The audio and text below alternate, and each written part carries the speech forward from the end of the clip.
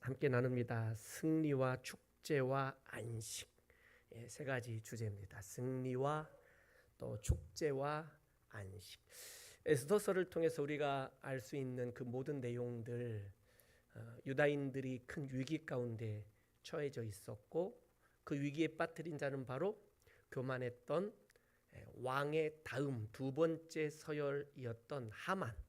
그 하만이 자신의 권세, 자신이 갖고 있는 권력들을 남용하여 유다인들을 진멸하여 아주 민족 청소를 하려는 대학살극을 모든 것을 계획하고 진행하려던 그 모든 위기 가운데에 역전의 하나님께서 모르드게의 과거에 참 잘했던 일, 즉 이 왕을 모반하려던 사람들을 밀고 했던 그 일들이 왕의 일기에 기록되었던 그 내용들이 나중에 밝혀지고 알게 되어 이런 일들이 오히려 역전이 되어 이제는 거꾸로 승리하게 되는 일들이 오늘 본문의 그 주된 내용들인 것입니다. 우리도 가끔 승리를 간절히 소망합니다. 그래서 인사할 때도 믿는 사람들끼리 옛날에는 승리하세요 이런 인사를 참 많이 했던 것 같아요. 승리하세요. 그 승리가 어떤 승리였을까? 주일날 딱 만나면 승리하세요, 반갑습니다. 또 헤어질 때도 승리하세요 이럽니다. 특별히 기도원에서 기도 좀 며칠 하다 보면 같이 금식하고 막 기도하는 사람들끼리 모르는 사람인데 좀 친해지는 경우가 있어요. 그리고 이제 주말쯤 되어 이제 내려가서 주일날 예배드리러 가려고 본교회로 가기 위해서 헤어질 때 인사가 꼭 기도 끝나고 돌아가는 사람들에게 승리하세요라는 인사를 참 많이 했던 것 같아요. 무엇으로부터 승리하라고 한 걸까요? 집에 돌아가 남편과의 부부싸움에서 승리를 기원한 것인지 무슨 승리인지를 모르겠어요. 참된 승리는 우리 구주 예수 그리스도의 십자가와 부활이 우리에게 참된 승리의 모본인 줄로 믿습니다.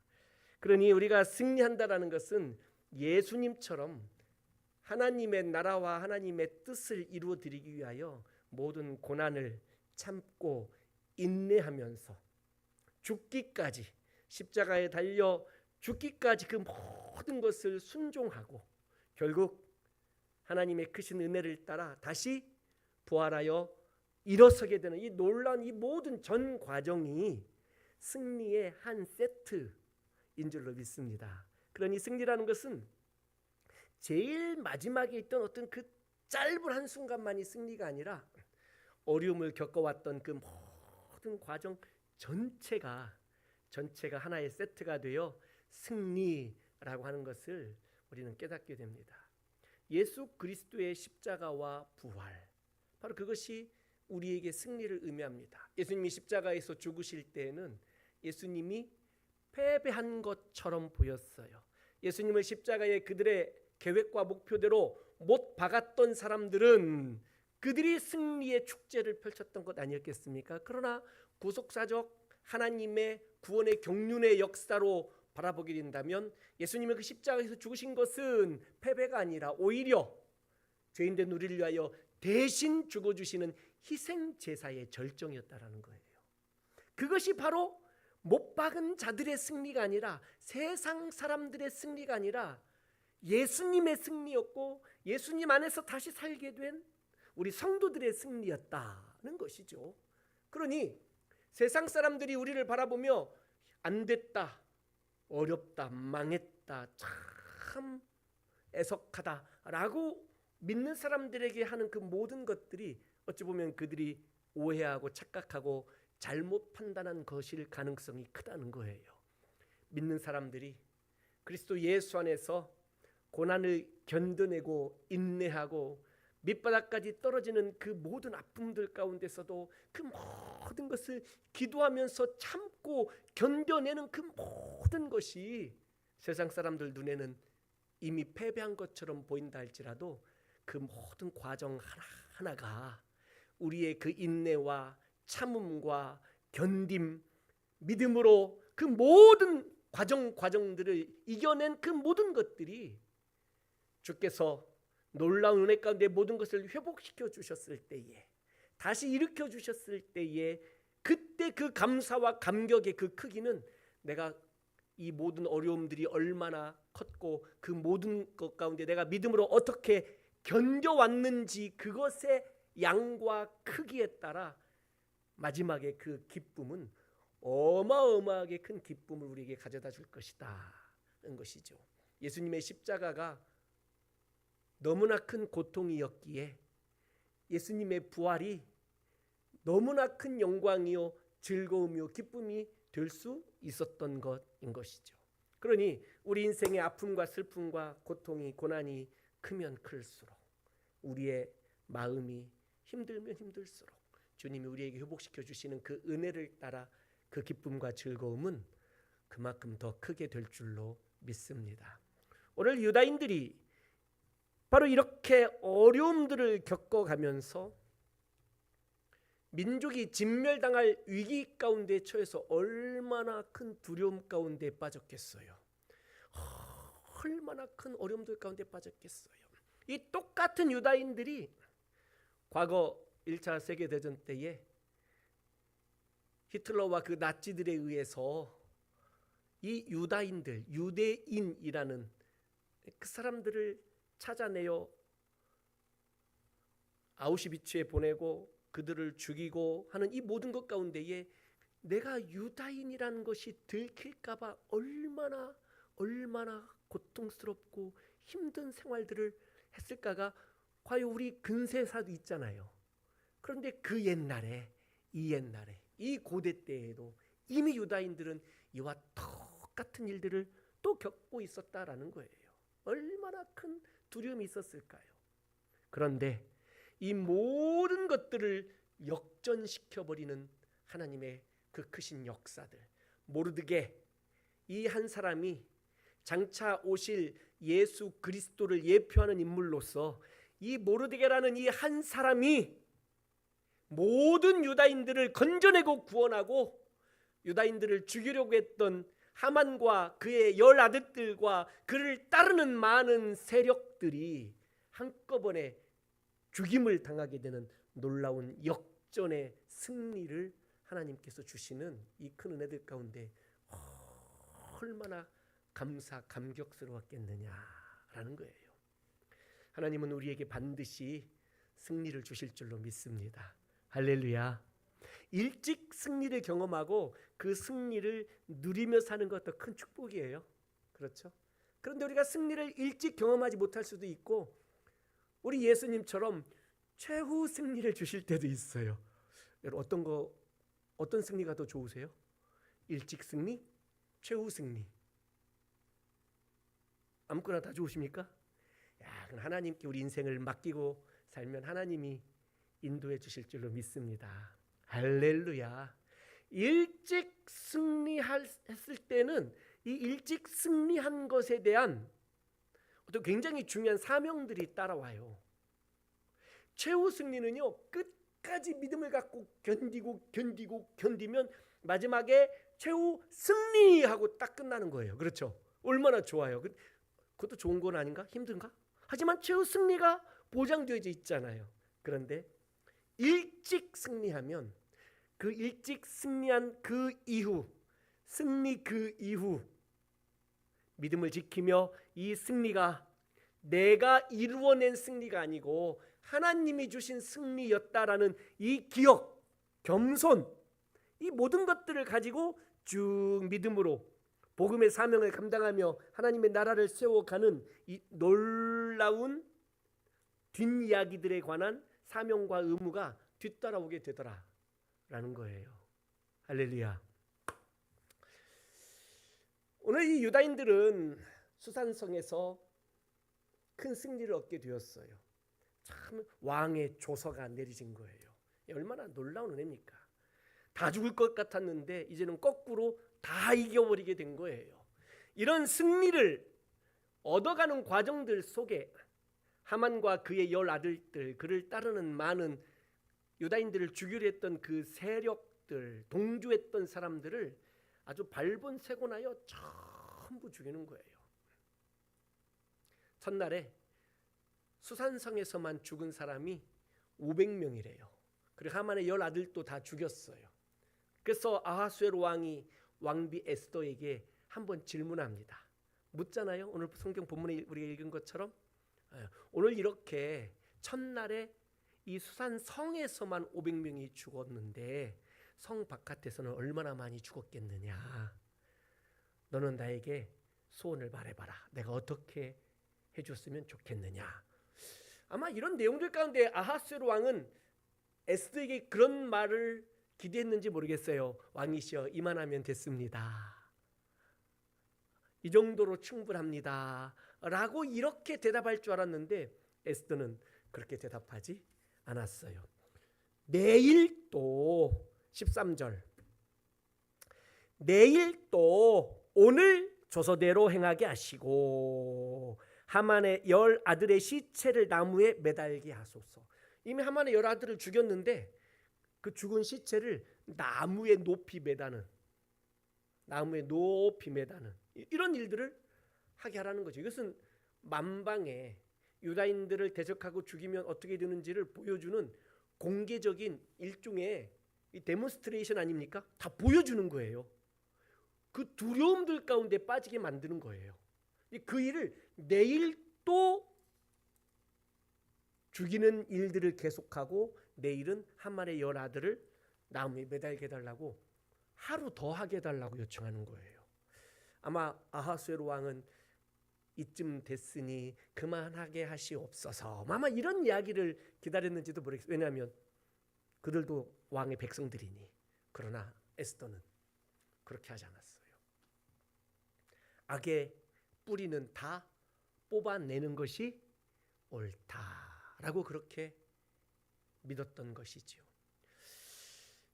이것은 인간적인 개인적인 복수가 아니라 하나님의 공의, 하나님의 정의를 바르게 세우겠다라는 에스더의 마음이었다, 믿음이었다, 고백이었다. 그렇게 보는 것들이죠. 그런데 놀라운 사실은 그 다음 날에 수만 명을 죽이게 되는데 정말 놀라운 일은 뭐냐면 그 죽이게 되었다라는 이 모든 것들은 이미 승리를 쟁취하는 것 아니겠습니까? 그 승리를 쟁취해가는 그 과정과 승리 그 이후에 유다인들의 아주 특이한 행동들이 나타나게 되는데 그 특이한 행동들이 뭐냐면 10절 마지막에 보니까 하만의 10아들을 죽였으나 그들의 재산에는 손을 대지 않았다는 거예요. 하만과 그의 아들들이 축적한 부는 뭐 몰라도 거의 부정적인 방법으로 축적한 재산일 가능성이 커요. 그렇다고 그런다면 명분도 좋아요. 이렇게 부정축제한 재산들을 전리품으로 싹 획득하는 것도 법에 그리 위배되지 않아요. 그런데 유다인들은 그들의 재산에는 손을 대지 않았다는 거예요. 않았다. 또 15절에 보아도 유다인이 모여 또 300명을 수산에서 도륙하되 그들의 재산에는 손을 대지 아니하였고 16절에도 7만 5천 명을 도륙하되 그들의 재산에는 손을 대지 아니하였더라라는 거예요. 이게 승리를 하게 되면 그동안에 억눌려 왔던 그 두려움, 불안함, 공포들 이런 모든 것들이 한 번에 팍 터져 나오면서 그 악한 자들을 칼로 치고 하면서 어떤 그 사람이 피를 보면 이게 눈이 획 돈다고 그래요. 제정신을 놓치는 거죠. 그 도륙 7만 5천 명을 하루에 이게 둘째 날이에요. 어마어마한 사람들을 막 죽이고 나면 내 칼과 내 머리, 얼굴, 온 몸에 내 몸에도 피가 묻어 있지 않겠어요? 사람들이 내 몸에 묻어 있고 내 옆에 사람들에도 묻어 있고 탁 묻어 있을 그때에 군중 심리가 한번 확 돌고 나면 어떤 마음들이 생기냐면 승리감에 도취하여 승리한 그 이후에 다른 실수들을 할 수가 있다라는 거예요. 다른 실수. 확 이기고 나면 유럽의 축구가 굉장히 아주 열광적이지 않습니까? 유럽 축구의 가장 큰 문제가 뭐냐면 관중들이에요. 훌리건이라고 그래요. 그 관중들. 이것은 게임에 이기면 이겼다고 광기를 부려요. 좋아서. 게임에 지면 졌다고 광기를 부려요. 그러니 놀라운 것은 그 경기장에 관중들이 빼곡하게 뺑 둘러 있는데 그 뺑 둘러 다른 사람들이 제일 아래에 이렇게 둘러서 서 있는데 촘촘한 간격으로 그 사람들은 경찰들. 이 사람들은 뒤에서 축구 경기를 하는데 경기를 안 보고 관중석만 보고 있는 거예요. 혹시 폭동이 일어나지 않을까라는 이러한 두려움들 가운데에 경기를 이기면 그 너무 좋아서 승리감에 도취하여 막 쏟아져 나와서 선수들에게 막 인사한다는 명분으로 막 선수들을 다치게 하기도 하고 질서를 무너뜨리고 우르르 나오면서 그중에 넘어져서 밟히고 사람이 죽기도 하고 난리가 나는 거예요. 그리고 경기 끝나고 바깥으로 나가서 승리했다고 막 승리감에 도취되어 막 술 먹으면서 또 이제 그 동네 시내가 이상해지는 거예요. 폭동이 일어나고 막 불 피우고 괜히 지나가는 차 발로 차서 차 백밀러 깨고 또 막 차 뒤집고 불 붙여놓고 막 이런 일들이 벌어질 가능성이 있다는 거예요. 이겼는데 아니 져서 그래도 안 되지만 이겼는데 뭐냐 승리감에 도취되면 도파민이 온몸에서 확 나오면서 이게 이성적 사고가 마비가 되는 거예요. 그런데 오늘 유다인들은 이 승리한 그 이후에 그게 중요한 거예요. 승리한 그 이후에 승리한 그 승리를 쭉 가져가기 위해서 이들에게 그 승리 이후의 그 사명, 그들이 살아갈 삶의 자세, 태도, 이 모든 것들을 쫙 승리를 가져가기 위해서 선택했던 게 뭐냐? 정신 차리는 거였어요. 그들의 재산에, 그들의 대적들이었지만 그들의 재산에 손을 대지 않았다. 빼앗지 않았다는 거예요. 만약에 그들의 재산을 전리품으로 취하기 시작했다면 이제는 주객이 전도되어 재산 빼앗는데 혈안이 되어 있을 거예요. 재산 빼앗는데. 그런데 그러지 않았다. 이게 놀라운 승리의 비결이었다는 거예요. 승리 그 이후의 삶이 이렇게 아름다웠다라는 거죠. 우리가 죄와 사망 가운데 빠져 있을 때에 죄인이었을 때에 우리 구주 예수 그리스도의 십자가의 죽음으로 말미암아 우리가 승리를 얻었어요. 새 생명을 얻었고 구원을 받았어요. 얼마나 놀라운 은혜입니까? 이 구원이라는 것은 우리에게 주신 승리예요. 그래서 우리도 승리 그 이후에 유다인들이 했던 그 모든 행동들처럼 우리도 구원 그 이후에 우리 행동이 더없이 중요하다는 거예요. 우리가 얻은 이 구원이 예수님의 죽음으로 말미암아 얻은 이 승리가 우리에게 계속 아름다운 구원과 아름다운 승리로 계속 유지되고 확장, 성숙, 성장할 수 있게 하기 위하여 내가 구원받은 그 이후의 삶을 어떻게 사느냐가 굉장히 중요하다는 거죠. 더 거룩하게, 더 믿음으로, 더 복음을 위하여, 더 하나님의 나라를 위하여, 더 하나님의 영광을 위하여 내가 살아내야 될 사명이 우리에게 있다는 사실이에요. 할렐루야. 유다인들이 이렇게 했다라는 거죠. 이것은 하나님께서 그들에게 주신 승리를 소중하게 여긴 거예요. 이 승리는 우리들의 승리가 아니다라는 고백인 거예요. 하나님이 주신 기적의 승리였다라는 것을 하나님께 영광을 올려드리는 것이죠. 하나님께. 여호수아가 가나안 땅에 들어가 여리고성을 정복했을 때 우리는 그 아간의 범죄를 잘 알고 있어요. 전쟁은 그 하나님의 약속을 따라 정복해야 될 가나안 땅의 첫 번째 전쟁은 내 안중에 별로 없어요. 나는 좋은 물건 전리품 챙기는 데에 눈과 마음이 움직이기 바빠졌던 그 아간의 모습. 전쟁은 승리하였지만 하나님의 마음은 무척 상하셨던 것 우리는 기억해요. 우리 인생이 그러면 안 되잖아요. 예수님 당신의 독생자를 십자가에 죽이시면서 우리에게 승리를 주셨어요. 구원을 주셨어요. 그런데 우리의 구원받은 우리의 삶을 그 이후로 바라보니 하나님의 마음이 속상할 수도 있겠다 싶어요. 내가 어떻게 사느냐, 내가 어떤 구원받은 그 이후의 삶을 살아내느냐, 이것이 우리를 구원하신 하나님을 기쁘시게도 해드릴 수 있고, 또 반대로 하나님의 마음을 슬프게도 할 수도 있겠다 싶습니다. 사랑하는 성도 여러분, 우리는 승리 그 이후에 우리를 승리하게 하신 하나님을 기억하며 살 수 있기를 주의 이름으로 축복합니다. 우리가 구원받은 이후를 살고 있어요. 그러니 우리를 구원하신 하나님을 기억하며 사는 것이 우리가 가져야 될 진정한 믿음의 태도요 자세인 줄 믿습니다. 겸손하게 하나님이 주신 그 승리를, 하나님 주신 구원을 고백하면서, 이 구원은 내가 얻은 게 아니잖아요.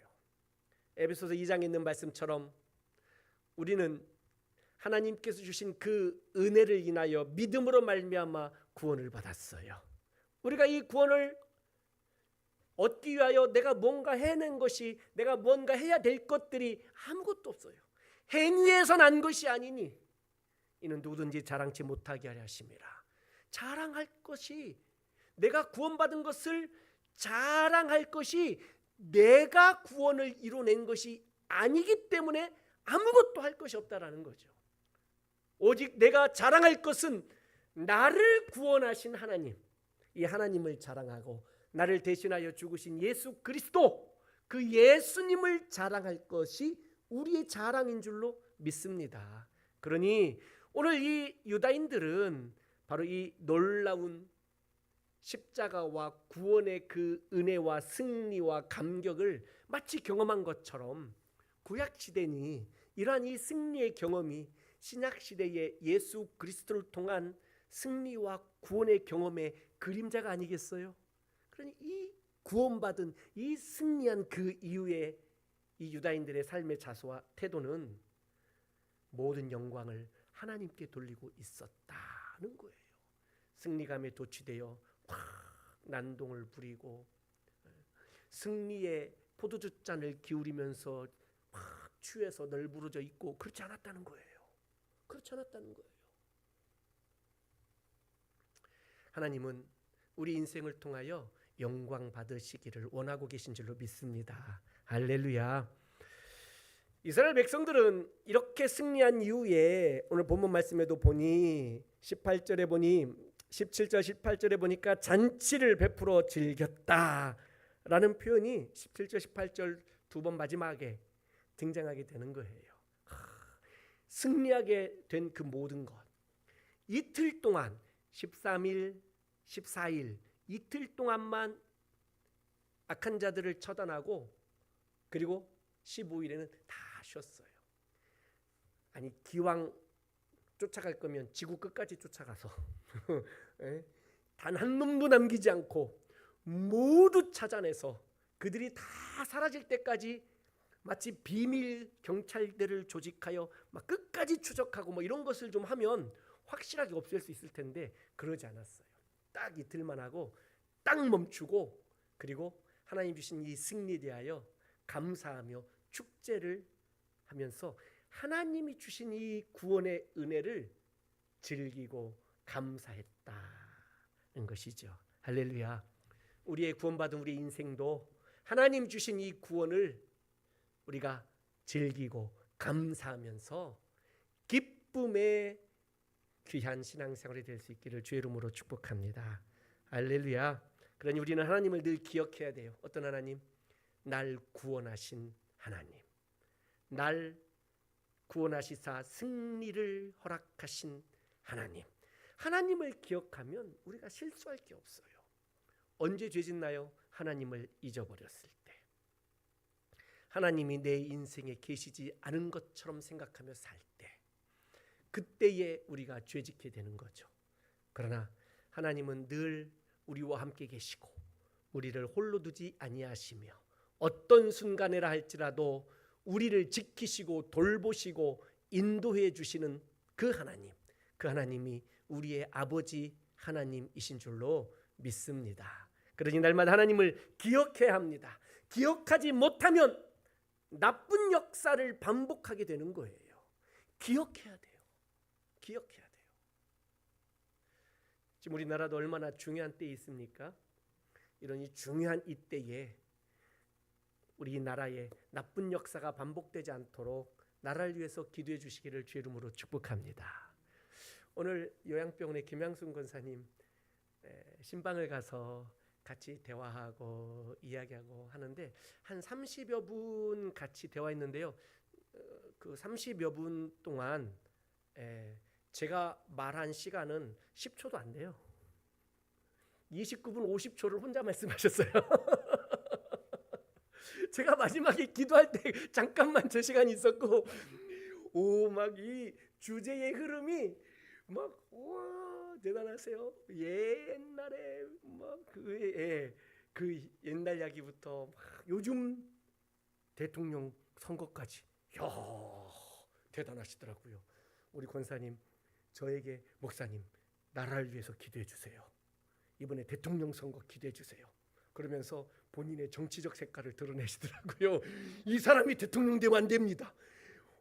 요양병원에 계신 할머니가 이 사람이 대통령 되면 안 되고 이 사람이 대통령이 돼야 된다고, 이 나라를 위해서 막 기도해야 된다고. 그래서 휠체어 타고 창가에 나오셔서 그 창가에서 바깥에 바라보면서 주기도문 50번 하셨대요. 이 나라의 좋은 대통령, 이 사람이 대통령 뽑히게 해달라고. 그 이름은 말하지 않을게요. 야, 병원에 계신 어르신도 나라를 위해서 이렇게 기도하고 계시는구나. 좀 감사하더라고요. 사랑하는 성도 여러분, 이렇게 하나님의 나라를 생각하며 산다는 게 이렇게 소중하고 감사한 일이에요. 하나님의 나라를 생각하며 살 수 있는 그 첫 번째 근거가 어디에 있겠습니까? 하나님이 나를 살리시고 나를 구원하셨다라는 그 구원의 감사에서부터 하나님의 나라를 생각하게 되는 것 아니겠습니까? 바로 이스라엘 유다인들이 그랬다라는 거죠. 그 다음 절 에스더 9장 20절부터 보게 되면 그날을 유다인들의 명절로 삼았어요. 부림절. 명절로 삼아서 명절로 지켜내며 이 날을 기억하자라고 하는 거예요. 무엇을 기억하는 겁니까? 하나님이 우리 민족을 구원하시사 승리를 주신 날. 누가요? 하나님이 우리를 구원하사 승리를 주신 날로 기억하기 위하여 명절로 삼았어요. 유다의 달력 1월 14일 6월절이에요. 그날도 이스라엘 백성들이 명절로 지키는 것 아니겠습니까? 어떤 날입니까? 주어가 중요해요. 하나님이 우리 민족을 긍휼히 여기시고 사랑하시사 애굽의 노예로부터 어린 양의 피로 구원하신 날, 이 날을 기념하고 기억하기 위해서 명절로 6월절로 삼았어요. 그리고 그 6월절 다음 날부터 일주일간은 무교절로 지키면서 누룩 없는 떡을 먹으면서, 누룩 죄의 상징 아니겠습니까? 내가 거룩하고 성결하게 7일 동안 무교절을 지켰는데 그 7일이라는 완전수, 내 한평생 완전한 나의 삶을 내가 거룩하고 성결하게 하나님 앞에 살아야 되겠다. 왜? 6월절을, 구원의 날을, 승리의 날을 하나님이 내게 주셨으니 이 구원받은 그 이후에 7일 동안 내 한평생 거룩하고 성결하게 살아야 되겠다라는 거예요. 그러니 승리 그 이후의 삶, 구원 그 이후의 삶, 6월절 그 이후의 삶, 부림절 그 이후의 삶, 바로 이 이후의 삶이 우리에게 더없이 중요해요. 6월절은 내 힘과 내 능력으로 행할 수 있었던 날이 아니에요. 부림절도 내 능력과 내 실력으로 획득한 날도 아니에요. 누가 하신 일이죠? 하나님이. 그러니까 6월절이든 부림절이든 구원의 날은 하나님이 하신 일이에요. 누구에게? 우리에게. 그렇다면 그날 다음 날부터는 이제는 내가 해야 될 날이에요. 무교절. 거룩하게, 성결하게 내 남은 평생을 하나님 앞에 내 마음을 드리고 내 온 몸을 드리며 하나님의 나라를 세워가겠노라는 결단 속에 그렇게 살아가며 하나님의 영광을 위하여 살아갈 수 있기를 주의 이름으로 축복합니다. 아멘. 찬송하겠습니다. 358장 주의 진리 위에 십자가 군기 하늘 높이 들고서 찬송가 358장 찬송합니다.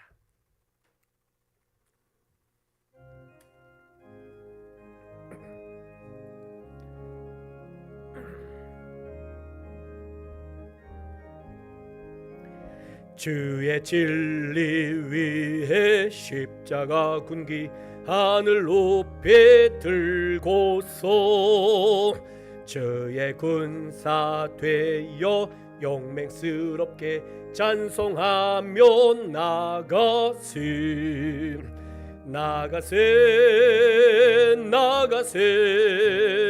주 예수만을 위하여 목숨까지도 바치고 싸움터로 나가세 원수들이 비록 강할지라도 주의 군계 붙잡고 주의 진리 위에 용기 다하여 분발하여 싸우시 나가세 주 예수만을 위하여 목숨까지도 바치고 싸움터로 나가세 산과 들과 바다 가는 곳마다 주의 군계 날리며 반갑고도 기쁜 승리의 소식 온 세상에 전하시 나가세 주 예수만을 위하여 목숨까지도 바치고 싸움터로 나가세 원수들은 이미 예수의 손에 하나 없이 패하고 주의 군기만이 영광스럽게 온누리에 날리니 나가세 주 예수만을 위하여 목숨까지도 바치고 싸움터로 나가세 할렐루야 아멘.